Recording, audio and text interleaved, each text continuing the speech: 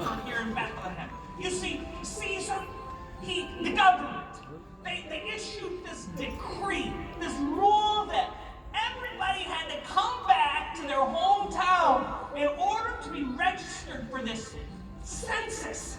Now I'll tell you what I think. I think that this is just a sneaky way for the government to get everybody on the list so they can get more tax money. It's all about the money. You know how those government people are, right? Just want another penny, another dollar. It's all about the money. But hang on just a minute. Before I get ahead of myself. My name is Stuart.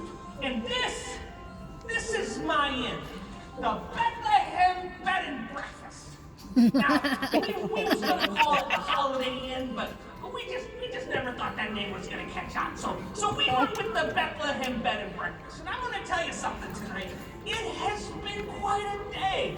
People coming from all over the place. You see all these papers?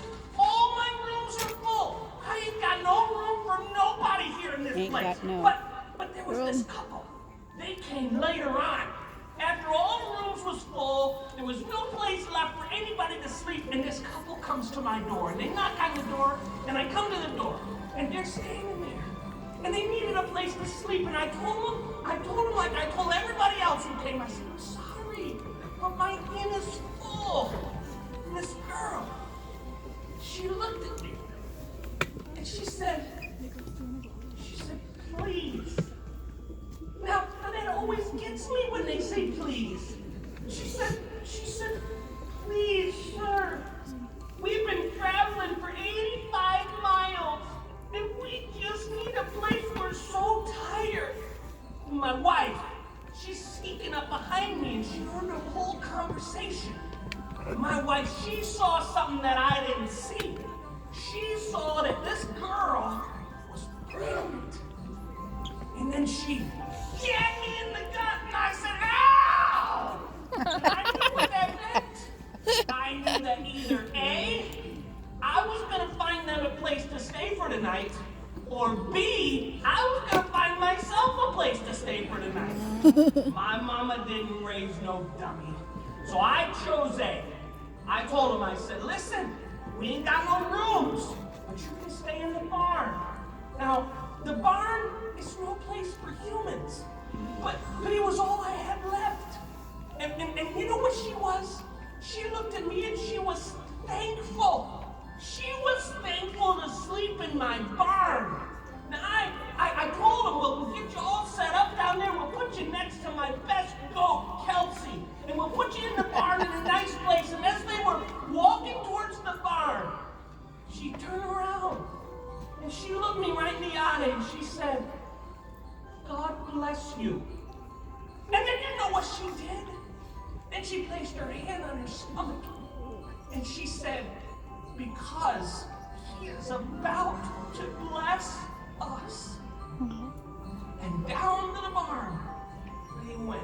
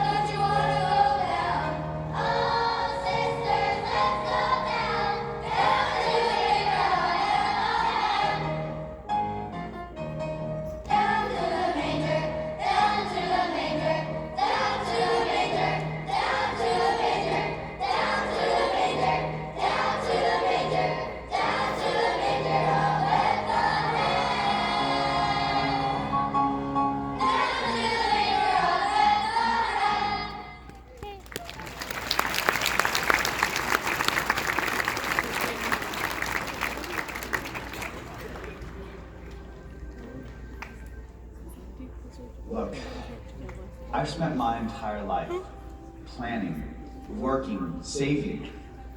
I'm just trying to do the right thing here. Other people, they plan for the census. They show up early. And what do?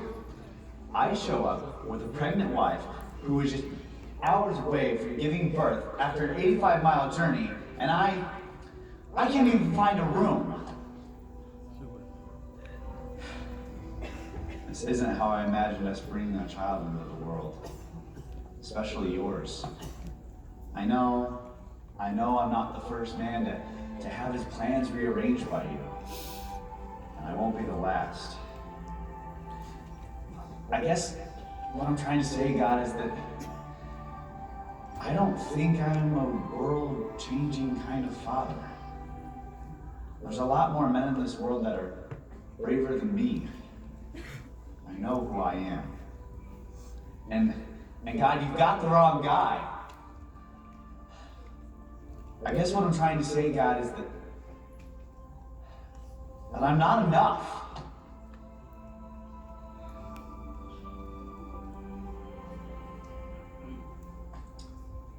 But you are.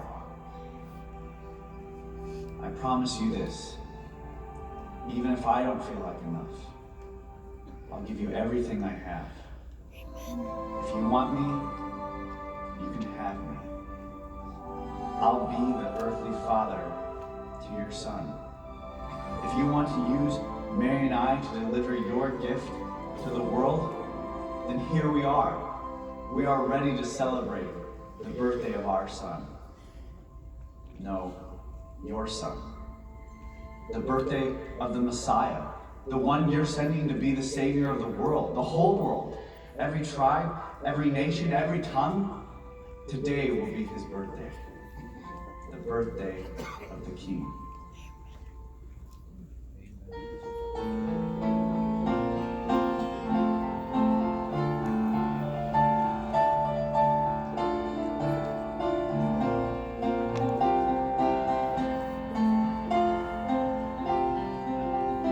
Una noche humilde nació Jesús, niñito feliz trae.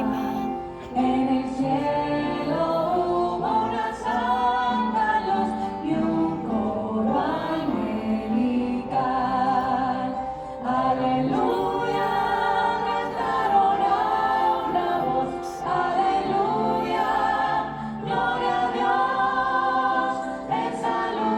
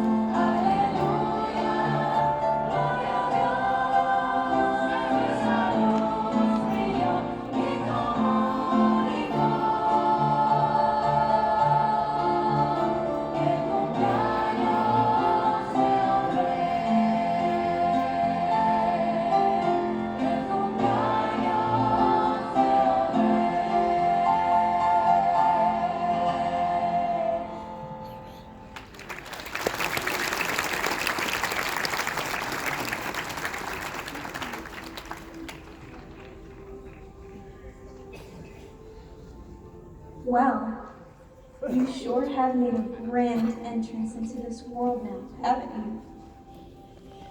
Not an entrance a king would make.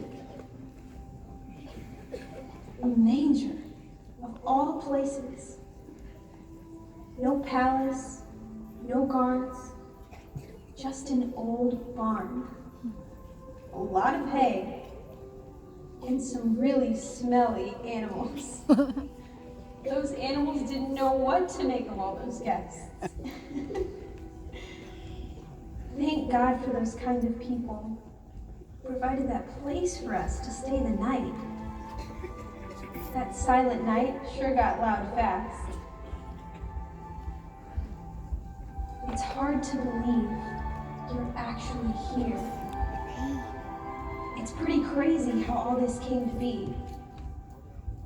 I'll never forget that day, that simple, ordinary day, when the angel came to me.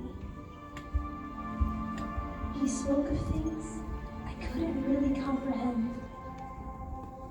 He spoke of you, the Son of the Most High. He looked straight at me, as if to ask, will you say yes? It was the scariest yes I'd ever uttered. To tell you the truth, it was a yes that was impossible. A yes that only God could make possible. I have a strange feeling that this will not be the only yes required of me. God help me one faithful day at a time to keep saying yes. I can only imagine the yeses that will be in store for you. You have come to be God's greatest gift to the world. And that will require some difficult yeses.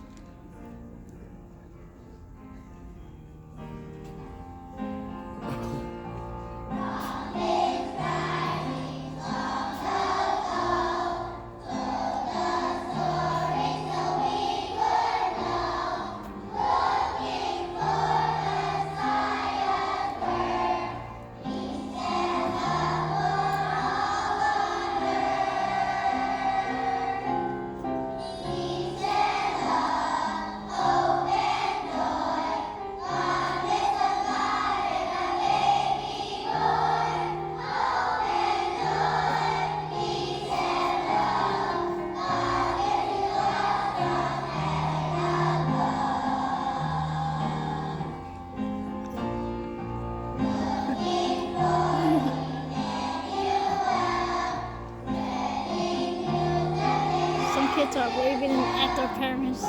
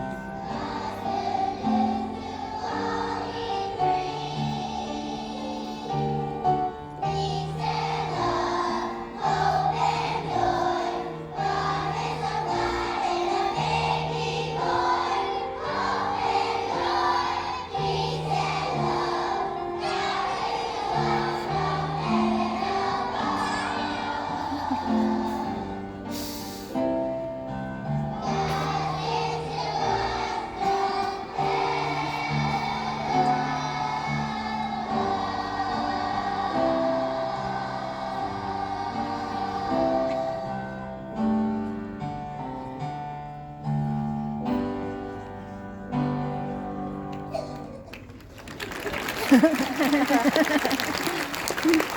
cute.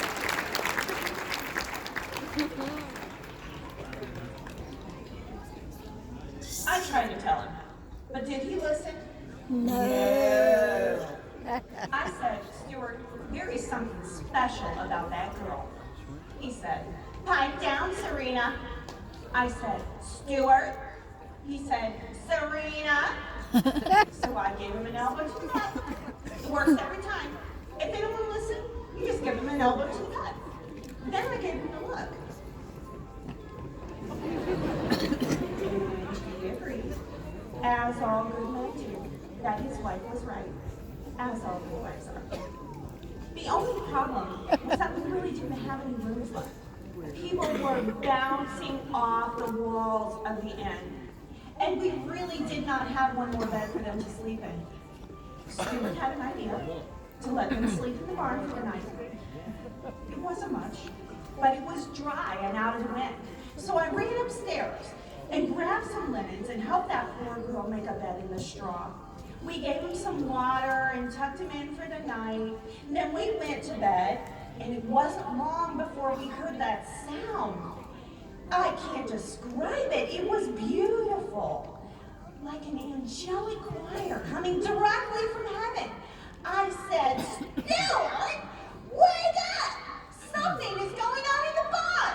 Nothing. Not even a little grunt. He just slept like a log.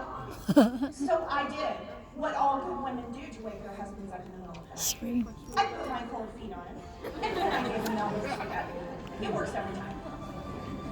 There it was again. That singing. I'm telling you, there were angels in that barn that night.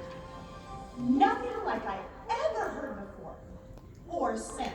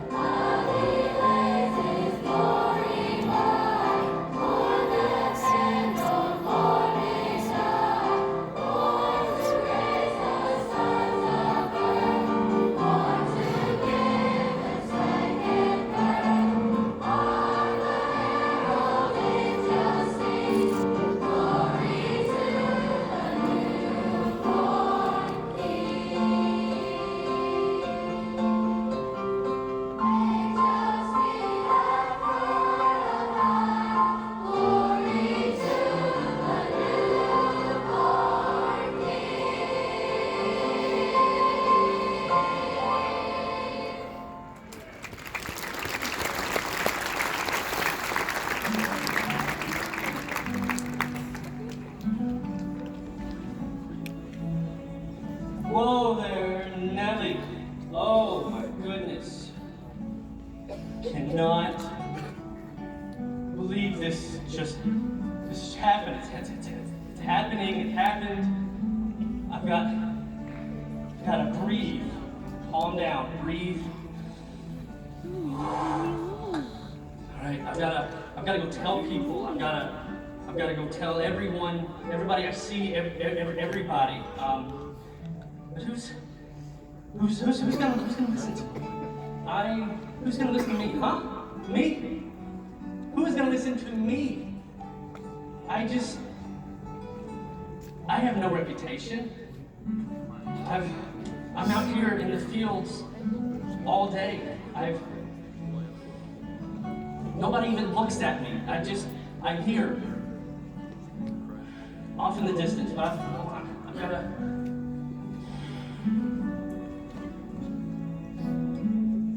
Got this. I can do this, but I've got to be I'm the one. I've got to be the one to go spread the news.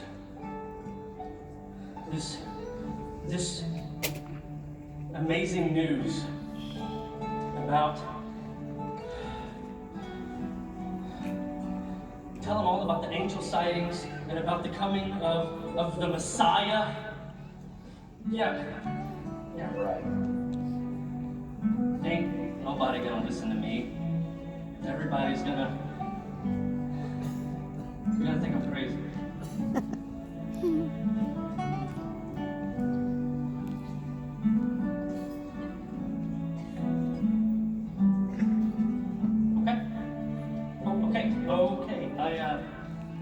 Okay. Just get together.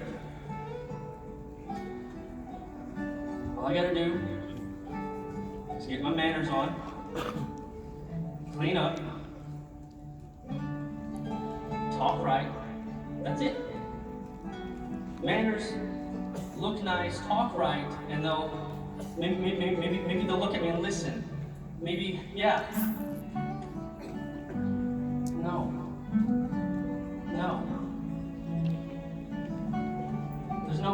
There's no hiding who I am. You can't do that. It's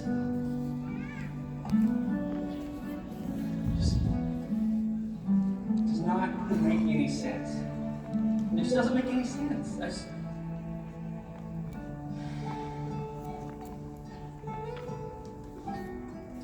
The angel said, good tidings of great joy. For unto you is born this day in the city of David, a Savior, which is Christ the Lord.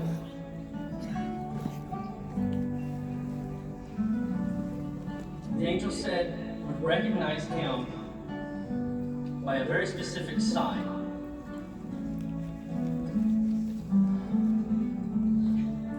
He would be wrapped in cloth,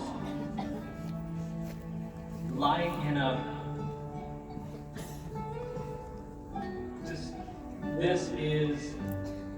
This is the kicker. Wrapped in cloth, lying in a feeding trough. I mean, a feeding trough. Can you even?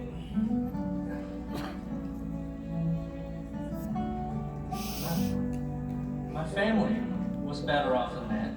Thinking a Messiah in a feeding trough, me, a shepherd, we had more than that. At least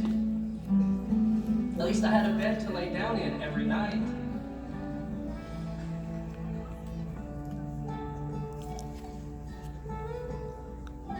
You know, I've been waiting for the Messiah my whole life.